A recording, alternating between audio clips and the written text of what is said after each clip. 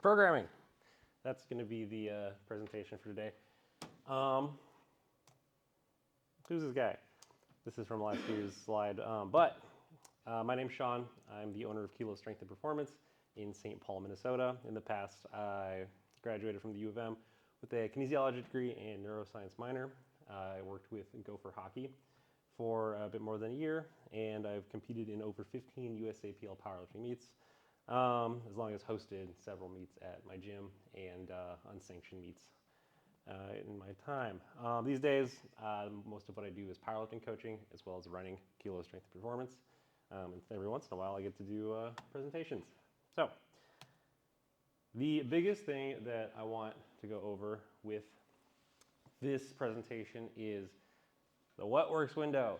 This is kind of the overarching theme of the entire presentation is if you do what works in this section here and you don't do this, you also don't do this, you will get stronger or whatever adaptation you're trying to develop, whether it be sport specific, bodybuilding, powerlifting, weightlifting. If it is not enough work, you will not adapt to it. If it's too much work, you will overdo it and also not get stronger. So sitting inside this window is where you really want to be. And on the x-axis, it's not particularly specific, but let's say, for example, 1.0 is your theoretical maximum recoverable volume. So that'll be a vocab word. And then this blue and green line here is your minimum effective volume. So workload, which in the broad sense is any sort of variable, which we'll go over. And then this axis here is time in terms of training age. So this is not literally 3.5 years, it's your total training age. And what it's kind of indicating here is over time with your training age, you will gradually have a higher and higher base of what works.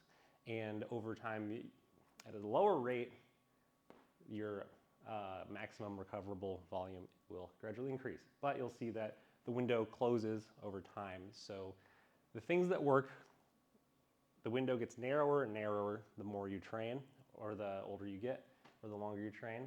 And if you notice, if you are 0 years old in training age, everything works, which is super great. That's where we end up with newbie gains, or if you're like completely fresh to the gym. Basically anything you do will work as long as you're not overdoing it. And then at some point, you will actually have some base level necessary effort to get whatever adaptation you're trying to get to. So, I labeled it maximum recoverable volume, minimum effective volume, line. So, the three big things that we want to think about as far as those variables that go into MEV and MRV: volume, frequency, and intensity. Those are your big three dials with any sort of programming and training. Volume is sets times reps times load over time. So let's say you're in the gym, you got 5 sets of 5 at 75%. So 25 reps at an intensity percentage of 75%. That's going to be your volume. Frequency is the number of exposures inside of a microcycle. So quick vocab words with that. Microcycle is basically 1 week of training wherever your training cycle resets inside of a macrocycle, or like a block. So if you're training the same split 4 weeks in a row, that's your block, and you're repeating the same microcycle inside of that training block. So what you'll see with most programming is you got your Monday back and buys. Actually, most people do bench on Mondays, International Bench Day, but it's always that Monday at a same interval of 7 days. If you bench 3 times a week, you'll do like Monday, Wednesday, Friday. It's going to be, that's your frequency. So intensity, percent of your possible 1 rep max. It also equates to RPE, which we'll go over in a bit, or RIR. Those are your 3 big dials, and that's what you're adapting to over time. So going back to our MEV and MRV. So let's say, for example, you're somewhere in here. Let's say 2 sets of 5 at 75% puts you down here. Not enough workload, you're not going to adapt to it and get the direction you want to go. Let's say 3 sets of 5 puts you in the window, and 5 sets of 5 is too much for you. It puts you outside of the window.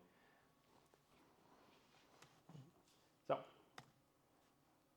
Another big concept, what we want to think about with these three variables is, and this goes back to the maximum recoverable volume, is the figurative recovery bucket. So all those variables that we talked about are going into your imaginary bucket that's slowly filling your bucket up over the course of a training week and a training block. So volume, intensity, frequency.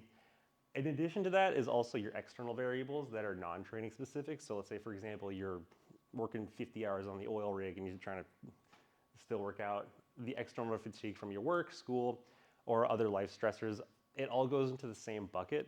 It's all the same to your body. Your body does not keep track of, oh, like work stress and life stress. It's all the same to your body as far as the systemic thing goes. So do be aware that, like, if you guys are in finals or whatever and you're trying to peak for a meet, those stressors collectively fill your bucket. However, you always have a progressive out or a leak in your bucket, which is your recovery methodologies. So sleep, nutrition, stress reducers, and other like deliberate recovery methods are your bucket emptiers. And this is all over time, over the course of like training block, training week, is you're not trying to overflow your bucket. That's how you get beyond the maximum recoverable volume. You did not recover from your inputs. And these things can all be modulated as needed. And really what you're gonna see with the outs is it's hard to do more of it deliberately. You're more likely to find that you can't do enough of it to get to an adequate base level. So let's say, for example, sleep. If you're sleeping 4 hours a night or you're gaming till 3 a.m. on whatever, NBA 2K, or watching TikToks till 3 a.m., your sleep's gonna be garbage. Nutrition, that's a big one. We won't go over nutrition in this presentation, but if you're eating under 100 grams of protein and you're a strength athlete, you're training 5 times a week, you will not have enough protein to fuel your body and adapt to the stimulus you're trying to give it, especially when it comes to the hypertrophy aspect of it. Stress reducers and deliberate recovery methods. Go get a massage, steam room, go see a movie, that type of thing. Stress reducers. If you have a stressful life, taking deliberate time to undo that or mitigate it is a specific skill set that you can do and implement. Meditation, it's one. You can count sheep and think about flowers and rainbows. Wrong button. There we go. So this goes into the stress recovery adaptation curve, SRA curve. I stole these, so trademark whoever put these on their website. I'm just really bad at drawing graphs. So the big things that we want to look at on graph 1 is this is your example of doing too much work inside of a training week over time. So in simple terms, let's say you deadlift once a week.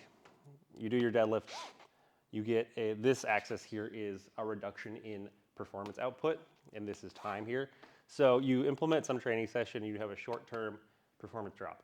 Let's say, for example, if you try to deadlift 2 times or back-to-back like a Friday, Saturday, the second day, your performance is way down here because you've already implemented that stress. However, your body is at least trying to recover from that stress and adapt to it.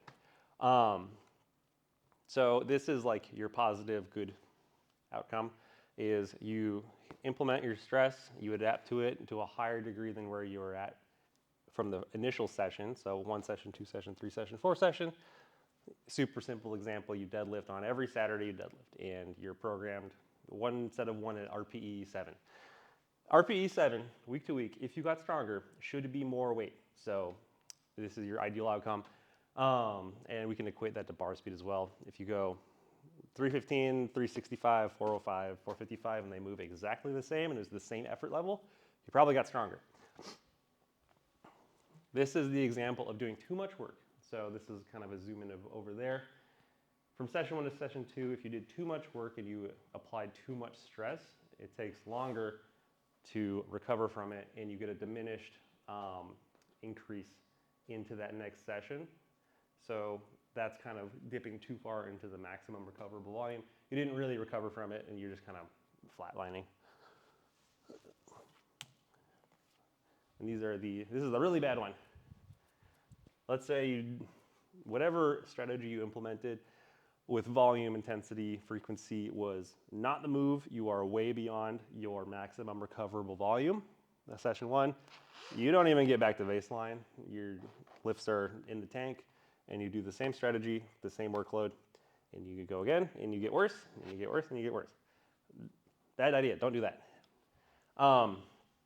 And the fourth example here is actually leads us into the frequency situation is, let's say inside of a training week, session 1, let's say you actually are recovering faster than a 7-day microcycle, and you end up recovering and you hit that peak, but then your next session is like way down here. So the important part of this is when you implement your stress and adapt to it, you get a short-term increase, and you're trying to ride that line higher and higher, like it is on this first, on the left here. And if you don't do that, let's say, for example, you are the type of person that ends up needing 2 times a week frequency. If you're recovering, getting to your highest performance level, but then not doing your next training session to keep the momentum going, you're just going to go back to baseline, but at least you're not going to get injured or anything. You're just under training on this fourth example here. So the next super duper big important thing that is worth knowing and implementing and getting a really good feel for conceptually is 2 sides of performance adaptation. And this is kind of the most important thing that you're going to, like, I'm going to say that more than once, but it's the most important thing you can know. Skill acquisition and total musculoskeletal potential are kind of 2 sides of the same coin with any sort of training. So when it comes to skill acquisition and neuromuscular adaptation, this is very much a neuroscience thing. Basically, your brain tells your body what to do. A quote from some guy sometime is, strength is neural. So your brain will ramp up or reduce the amount of input that it'll give your muscle. So you know how, like, if you do a bicep curl, you're not always bicep curling with 100% effort all the time, no matter what. If you hold a 5-pound dumbbell, you're going to move 5 pounds of weight. It's going to ramp up or ramp down based on what you're doing, assuming that the next part of it is, well, the better you are at something, the easier it'll be. So, which comes down to the practice thing, which we'll go into in a bit here. So,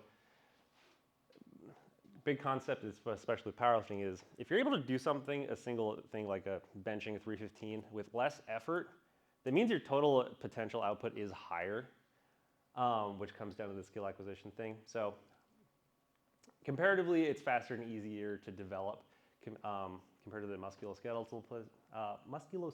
potential. But it really depends on the skill set. When we're comparing powerlifting to like weightlifting, for example, weightlifting, like Olympic weightlifting, is significantly higher in terms of skill. So it does involve a higher bias towards the skill practice and neuromuscular thing. And when I say neuromuscular, I mean coordination.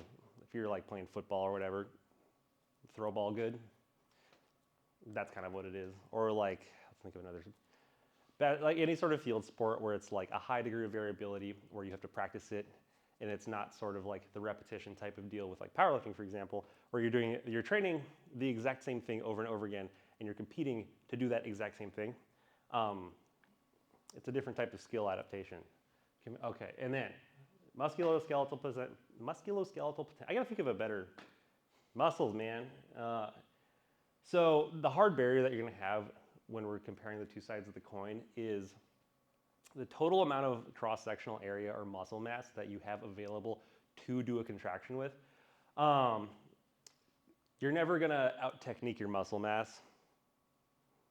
Don't tell me that, but so let's say, for example, if you are a 150-pound male and you have the exact same body fat percentage and you have the exact same experience as a 200-pound human male, you're comparing, the larger human with more muscle mass will basically always be able to move more weight because they have more mechanical output due to the muscle mass, assuming that they are both equally neuromuscularly adapted. So that's kind of what that means, is when we get into it, the more jacked you are, the higher ceiling that you have in terms of total strength output. And it's kind of the same thing though, is like, you're gonna need to train your musculoskeletal potential in coordination with the skill adaptations that you're doing. to keep the coin balanced pretty much is like you're trying to, I don't have a coin on me, but you're trying to balance it on the table. And this goes really into like the noob gains thing is if you have a significantly lower initial level of skill adaptation, if you're like total noob is the example, your muscle mass can still move weight. It's just that your brain has no way of coordinating your body into being able to do that. And we're actually going to go over how to fix that. If I press the right button. Yeah, so basics of skill acquisition. And this is really important in terms of powerlifting, bodybuilding, any sort of sports performance. Unconscious incompetence is I'm bad at it and I don't know why I'm bad at it. So if you see like a total beginner in the gym and they're like flailing around, that for example, it's you don't know why it's bad, or you don't know exactly how to sort yourself to have a better performance outcome, and you also don't know how to fix it. The next phase is conscious incompetence. So that's when you know what you're doing wrong, but you don't know how to fix it.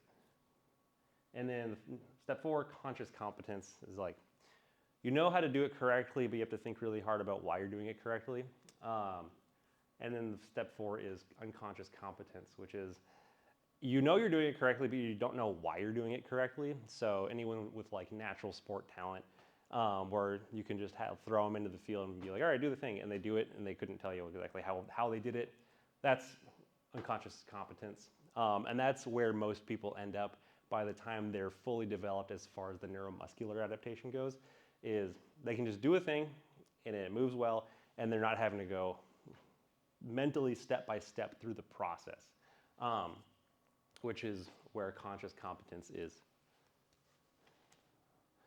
So yeah, how do we get there to step 4, which is kind of where your experienced level is? Practice a lot, over and over again. So I like this quote by Bruce Lee.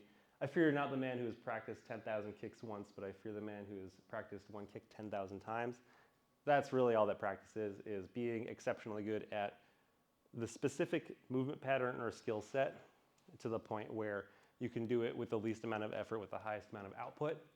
So different ways to do that. Parts practice and variability practice are the two big ones when it comes to gym stuff. Parts practice is segmenting the skill into discrete sections. So I'm going to use weightlifting as an example here, not powerlifting, because parts practice doesn't actually make sense for powerlifting, if you ask me. If you're an Olympic weightlifter, if you're doing a clean and jerk, the major parts of it are a clean and a jerk. So if you are better at the cleaning and worse at the jerk, you practice the jerk part more, segment it out, and then you'll gradually mash it together into the full movement pattern. And this goes into weak point training as well, is like if you're distinctly not good at a specific part of a movement and it's not directly muscularly based, then you would do some sort of technique-based weak point training. The next part of it is variability practice, and this is more applicable to powerlifting specifically. This is where things go into like, if you're doing like a pause squat, a high bar squat, any sort of near variation of the actual primary movement is variability practice. And this does come down to the neuroscience part of it is, if you're doing near variations, your kind of mental bubble of what a good movement is grows, and then you get better clarity figuratively in terms of what constitutes that ideal movement pattern for the primary movement. And like I said, it's somewhat debatable if parts practice from a skill standpoint even makes sense for powerlifting, because you're going to end up with that muscular barrier anyway. And the short and sweet part of it, strength is a skill, and skill improves strength. So the practice of outputting force is a practicable thing. So let's say, for example, you're doing one set of one, you're doing a single in your powerlifting programming. The skill of doing a one set of one is practicable in a separate fashion than it is from you doing, like, if you were to do a one set of one on a leg press, so there's effectively zero technique aspect to it. You'll kind of, does that make sense?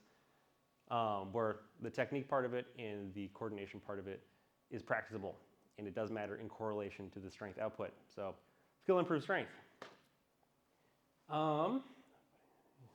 Yeah. And that goes into external feedback.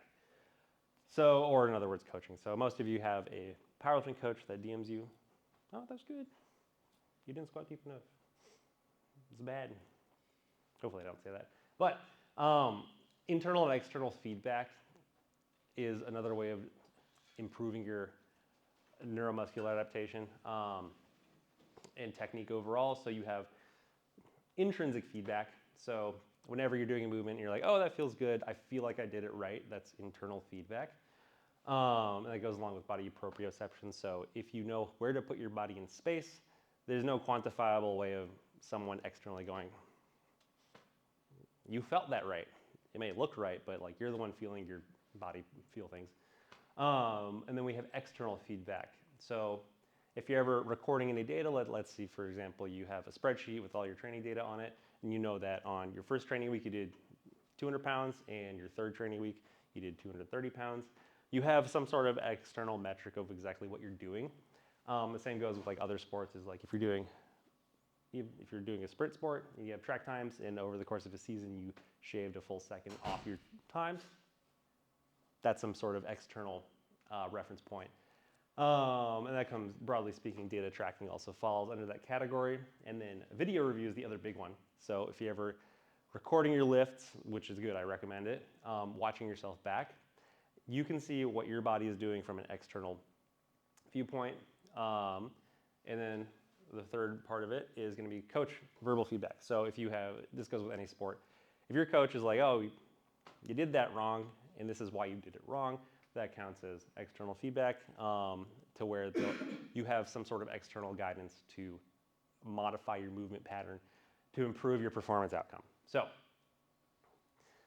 if you have a powerlifting coach, you know how it works.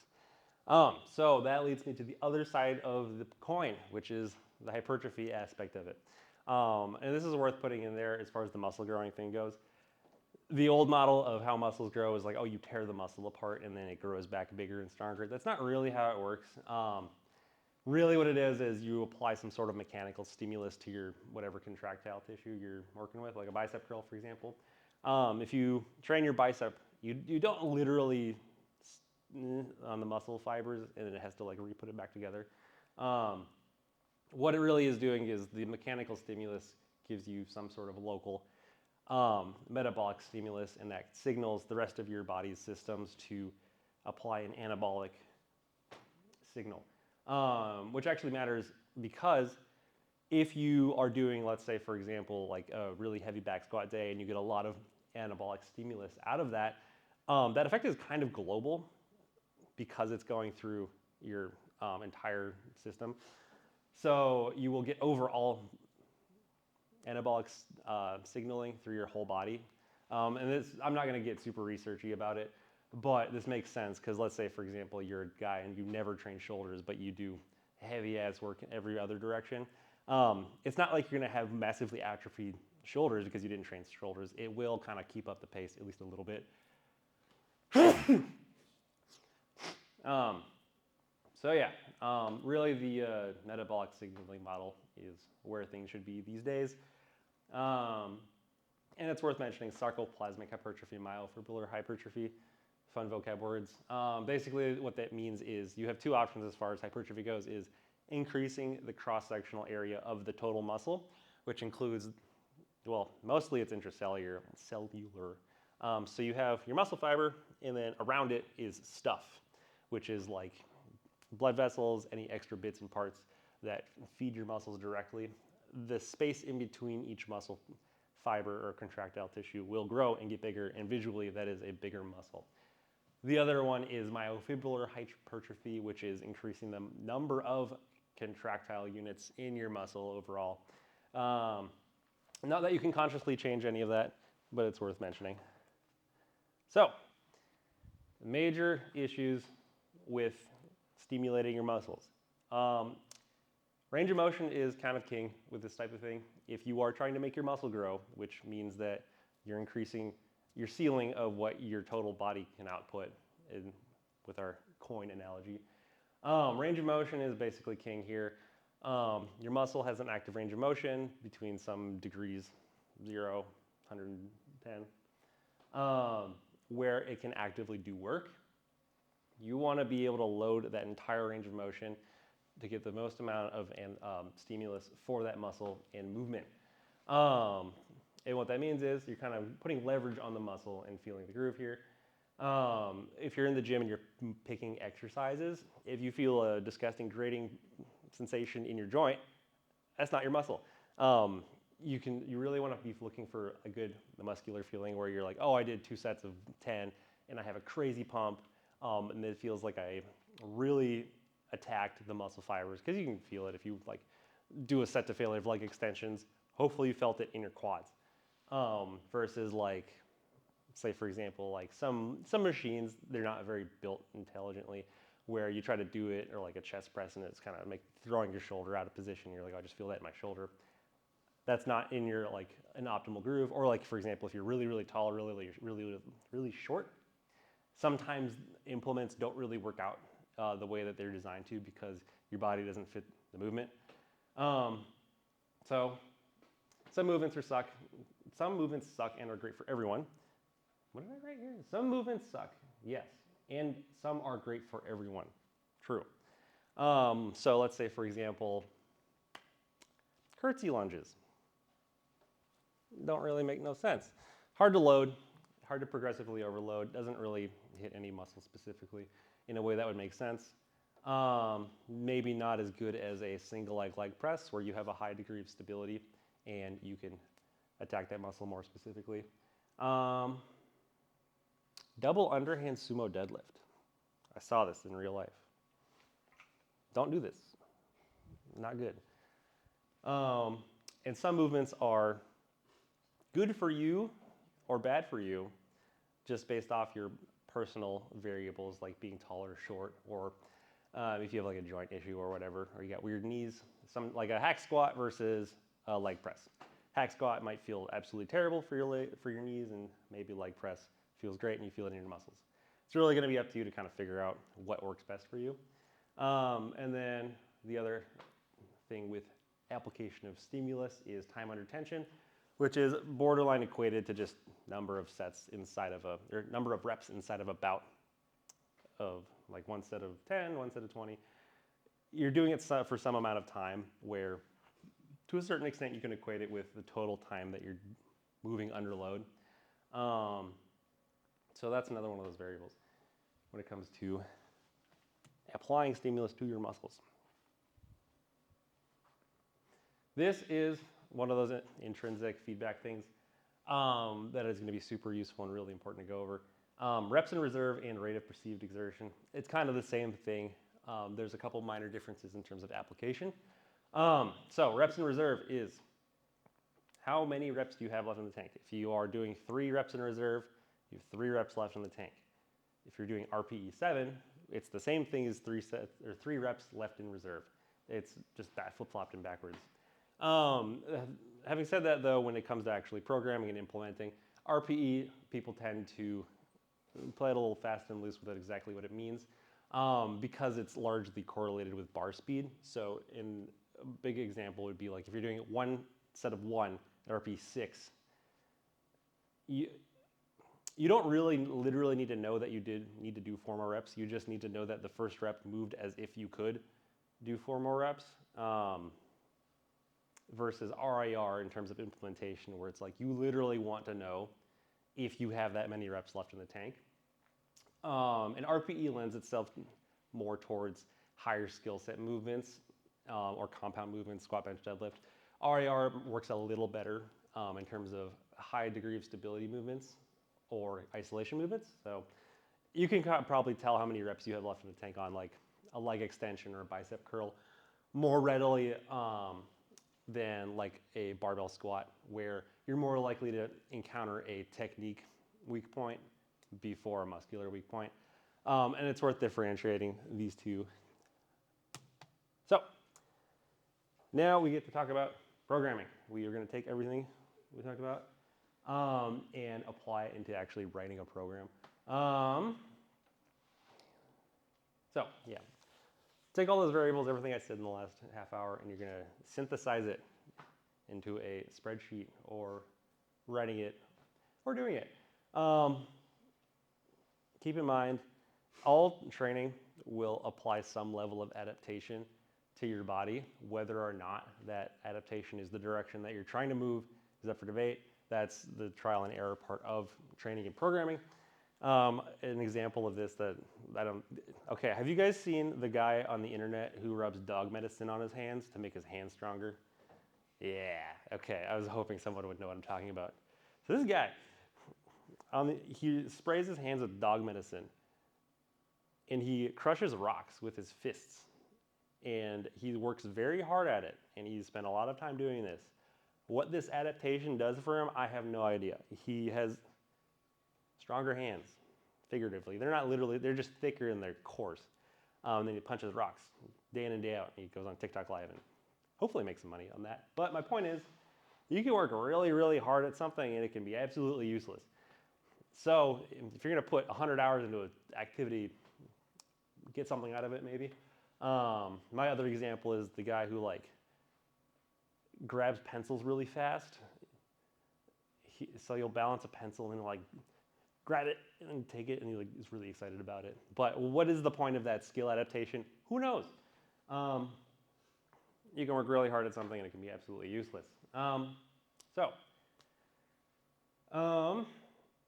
as far as the training example goes, is you may have someone where you give them a program, they follow it, and they work really hard at it, and they don't really get any gains out of it.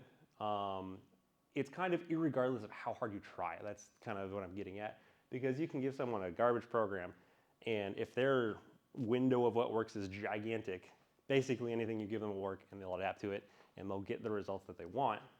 And that is kind of just each individual's window of what works. Is some people are super duper touchy about exactly what type of stimulus works for them, and some people you can tell them to crush rocks and their bench will go up somehow.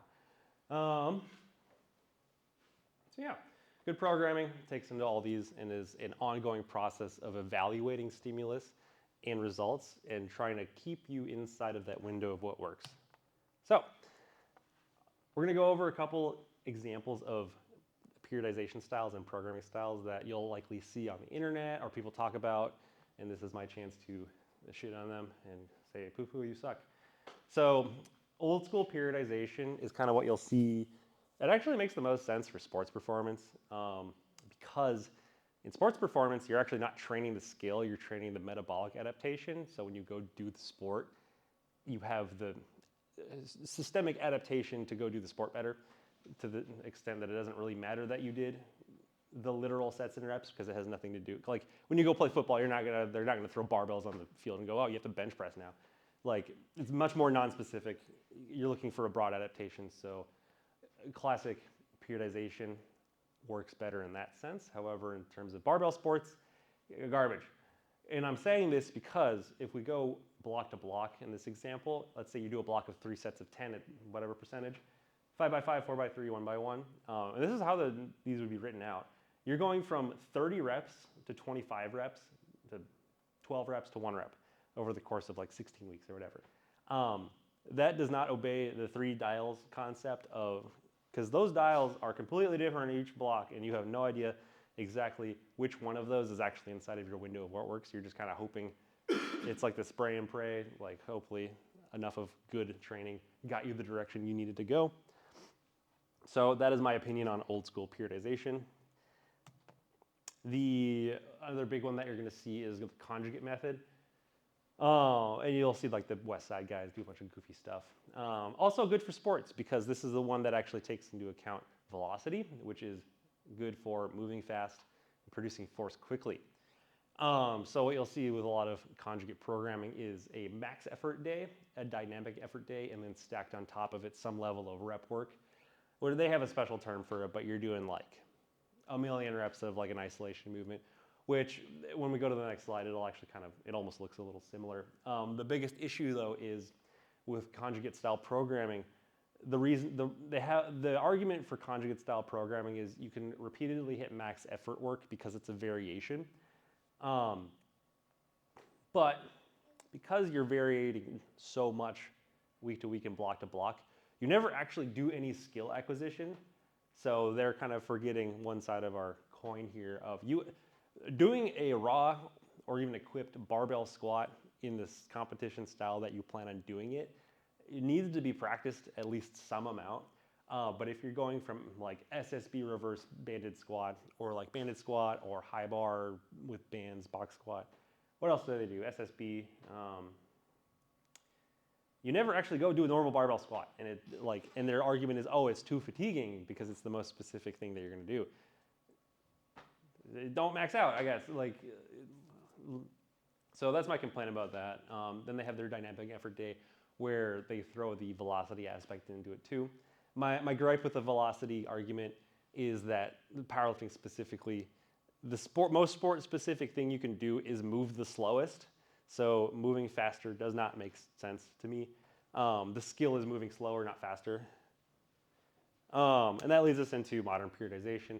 Most people that are going to get programmed by a adequately good powerlifting coach, or if you see like a good free program online, it's going to be built out with major concepts like RPE, repeated weeks inside of a training block to where you're not going from 5x5 to 5x3 to 4x1 or whatever. It's going to be a consistent wave of some specific stimulus. And then a big aspect of it too is implementing the RPE scale in terms of the movement selections. So, and the other big thing about modern periodization is that it has a much higher emphasis on individualization. The previous two examples, it was very much like everyone do this, and if it works, it works, and if it doesn't, it doesn't. You can get away with doing that with like large state-funded teams, for example, like Russian weightlifting or like all the Eastern Bloc weightlifting programs. They're all very, very good at pumping and churning thousands and thousands of athletes to weed out the less genetically blessed ones, and then sending the most genetically blessed or the ones that responded the best to the training style that they did to the Olympics. However, when we're talking about each individual getting the most out of the training that they're doing, you really need to go the individualization route. You're not going to shove, not everyone's going to work in the same program with the individualization situation. And the other big thing about modern powerlifting programming is it allows for continuous modifications to programming, which is very, very good and very important. So let's build a program. Our three big dials are going to be volume, intensity, and frequency again. And so what I'm going to do is, oh no.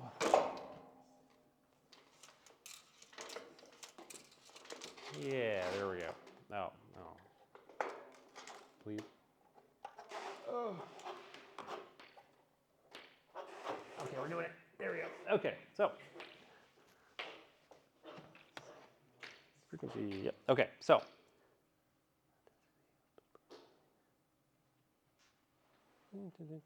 Okay.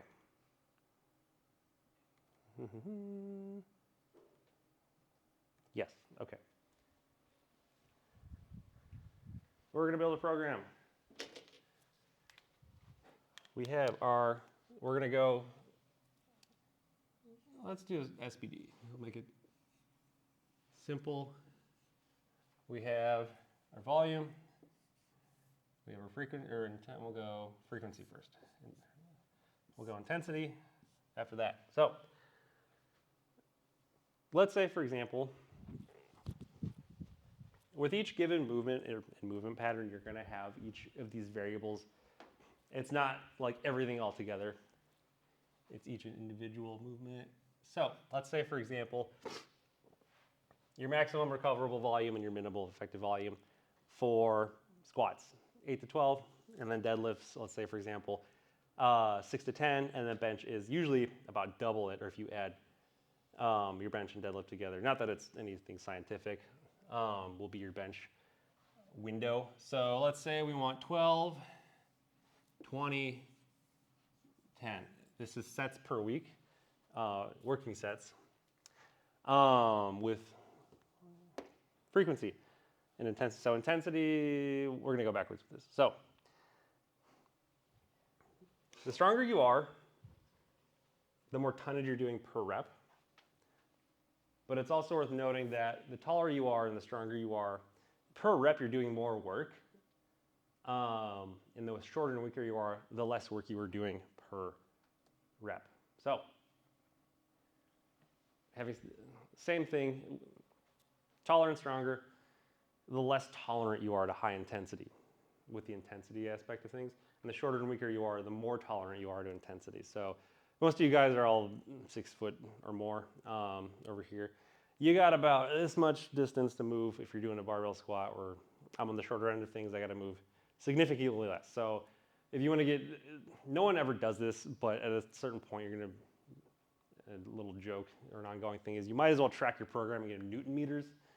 No one's ever going to do that, but with work times distance, is effectively what you're doing. So frequency. Big general rule is, and this is more of a hypertrophy thing, is you're not going to get more work out of anything more than 6 sets per session unless it's strictly technique work. So if we're going to divide let's say for example the maximum sets per session that we're going to do here is 6. You can we're probably going to want to do 3 sessions of squat, 4 bench. We'll say 2 here. That's actually on the higher end. 10 is a lot for deadlift. And then intensity. Intensity is going to be the one that's very, very much individualized, which is why I don't really like percentage-based programming, is because if you're doing a set of 5 at 75% and you're 6'7", that's going to be a hard set versus if you're 4'11" and 100 pounds. That same percentage of your 1 rep max for that number of reps is actually kind of easy if you're taking into account rate of perceived exertion. So I'm not really going to write anything on this, but we'll know that as a conceptual thing.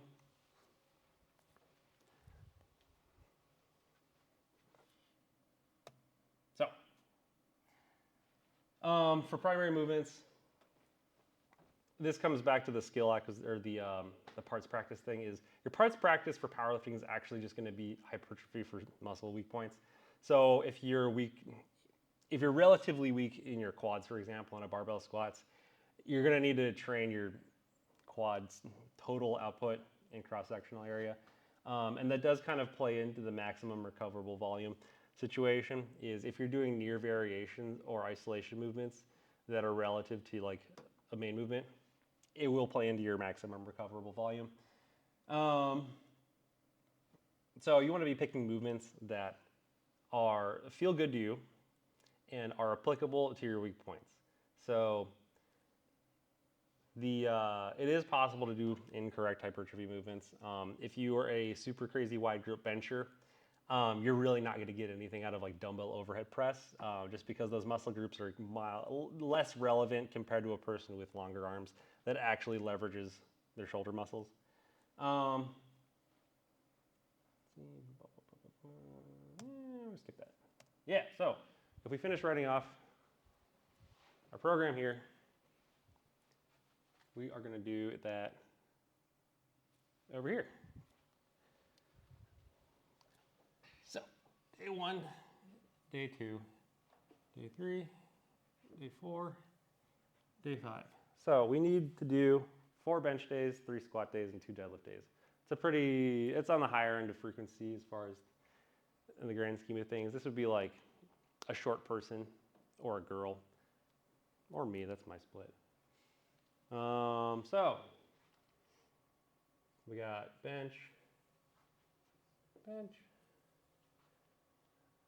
do a rest day. Bench, squat,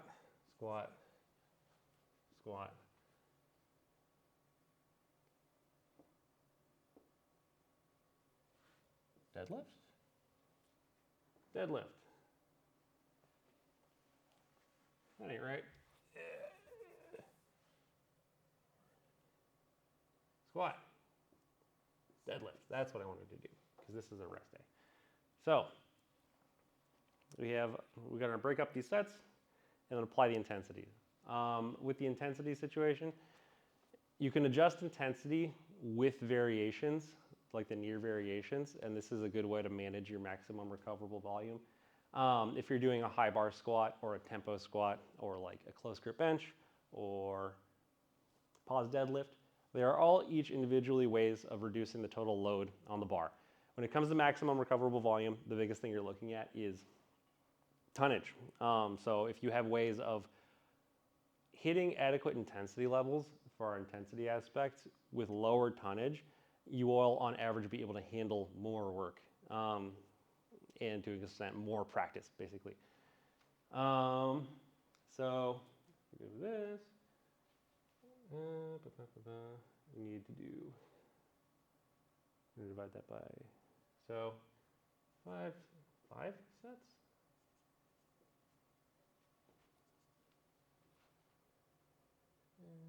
Five sets. There we go. Five. This is a lot of benching. 5 sets. We want 5 with squats. 3 divided by, so we got 4, 4, 5, 5. And then inside of this is actually our hypertrophy. So hopefully that makes sense. So inside of your hypertrophy, you can to a certain extent count like near variations or like let's say for example hack squat, belt squat, leg press. There's no specific ratio, but rule of thumb is for every 1 set of competition work, it equates to 2 to 3 sets of hypertrophy work in terms of fatigue. Not that that's scientific or anything, but when you're applying it, that's kind of how it works. So yeah. Okay, that's about as much as I want to talk about today. So yeah, do you have any questions, concerns, thoughts, feelings? You're all powerlifting coaches now, by the way. You all get a little printout of the certification. What's the acronym for our certification? Yeah, 200 minimum, guys. Sean's long-winded PowerPoint. SL. Okay. SLWPP. You guys are all SLWPP certified now. And you get a little star. So, questions, concerns, thoughts, feelings about programming, gym stuff, lifting. What would you say would be the best way to try and balance the internal and external, what do you call it? Not stress. I didn't say stimulus. What did I say? Bucket? Variables. Internal recovery buckets. No. For like feedback, like receiving feedback, was the externally, internal is like the feeling of the goodness. Yeah. What do you think would be the best way to try and balance that? Because sometimes like maybe you'll lift back and you're like, oh, it looks good, but you're like, man, I did not feel good. Okay. So, broadly speaking, more feedback and more internal and external review is not always better. So you really are going to have to lean into the one that gives you the most consistent positive feedback in terms of performance, not personal feelings. So let's say, for example, in your example here, like you do a set and it felt like garbage, but you watch it back and it looks great. Because largely speaking, your program is going to be RPE based, which is how you feel inside of the session. You're going to want to lean a little more towards the feeling part of it. But it also fits in the grand scheme of your programming too, is like if you consistently don't feel good on a specific day, but your performance outcomes are good, you can deal with it. Odds are you're riding the line of the top end of your maximum recoverable volume because it doesn't feel good. Or like you're very much on the threshold of doing too much on that individual session, or like wherever you land on our curvy guy is, let's say, for example, you're, if you don't feel good, you're probably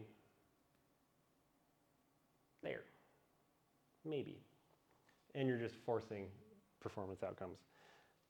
Well, no, you'd be higher than that because you like if you. It really comes down to the grand scheme of things. If you're, I don't know if that's a good answer or not. Let me go back to it. Skill acquisition, phases of learning. Feedback. Yeah, another big note with the feedback aspect of it too is analysis by paralysis. That's a common one. So it is possible to overthink things too much to the point where like you have detrimental performance outcomes, or like you try to change too many things or make alterations that are detrimental. Some people get really caught up in that and they try to change something new every week. But you have to keep in mind your skill acquisition and kind of movement pattern bubble is if you're always trying to wiggle the bubble, it's never stable. So deal with it. Really your biggest metric apart from actual intrinsic feeling is your performance outcomes, to where it's like if you feel like maybe not good 4 weeks in a row, but you got way stronger, it comes down to adjusting things to where you can feel good, and that's going to be a little bit beyond this PowerPoint.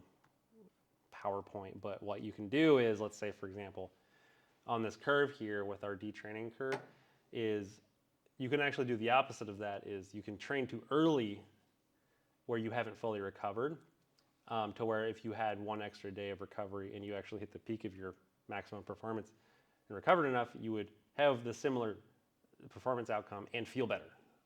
So that would be a programming adjustment. Yeah. You want to talk about Kilo? Oh yeah, I had that Kilo plug.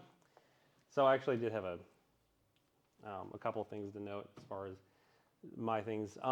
Kilo College Night is this week. So Friday night is free for all college students. So I encourage you guys to bring your friends. It's not just for clubs or just the U of M. We put a picture up with the U of M club, but anyone in college, bring your friends. It's free from 6 to 8 p.m. You can mix and mingle and do whatever. That's going to be every month. We move things around a little bit, so it's October 4th, November 1st, and December 6th. We moved it around so it's not on top of your guys' finals, hopefully, because it would have been like the 20th with our old calendar. Yeah, I think we're later than the U of M. Yeah. So that, I don't think. Yeah, I think you That guys. actually is like the perfect time because it's like the week before we probably start setting for our finals. So it's like kind of the nothing dull week. Which is Perfect. So. Yeah. We also do ladies' night. There's no ladies here.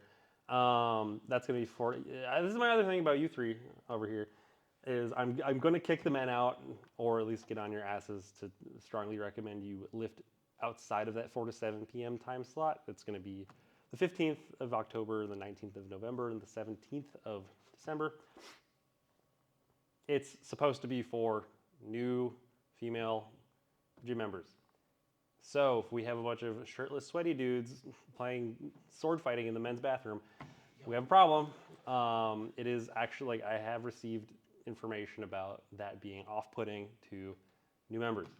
We are also doing a spotting loading seminar. So in terms of like participation in the local community goes, we are always looking for meet volunteers. So the Minnesota Department of Lifter Safety, which is the fun moniker that they've given themselves, they're going to come and show people exactly how to spot and load correctly and safely and quickly, and how to read lifting casts, which is the other big one when it comes to powerlifting specifically. Is I've had personal experiences with less than stellar spotting and loading groups where they've loaded my collars improperly and the plates have fallen off, or like they can't read the lifting cast, which is the program that shows them what to do and what to load on the bar. That's a really big thing to learn. And I don't think we're capping that, and it's free too. So that's that. Kilo Gym plug. Kilo is a 24-hour access powerlifting weightlifting gym, and we have plenty of normal people as well. We offer programming services, so powerlifting coaching, personal training. None of you guys are going to be personal training, but like soccer moms, Gen Pop. Sometimes it's a service that people ask for, and we do have that. And the other big one that I'm trying to grow is group fitness. That's not relevant for you guys because you're all powerlifters. But getting people into the gym is one of my big ongoing projects as far as like making the gym grow. So you guys have a girls club. What was it called? Glow. They are all going to go to ladies' night hopefully because we emailed them, and they're going to do a cute and fun group fitness class where we will challenge their mental fortitude with goblet squats and curtsy lunges. I'm kidding. No, I'm going to terrorize them with heavyweight. Hopefully. We're going to convert at least a couple of them. Hopefully. So that's all I have to say about gym stuff, I think. I guess the only thing on my end is if you are planning on going to college night, make sure you RSVP on Tommy Link, and if you need a ride, contact me, and we can arrange carpools. Yeah. Cool. So that is all I have for too much work. Too much. I want to be in green zone. Everything works. So yeah, cool.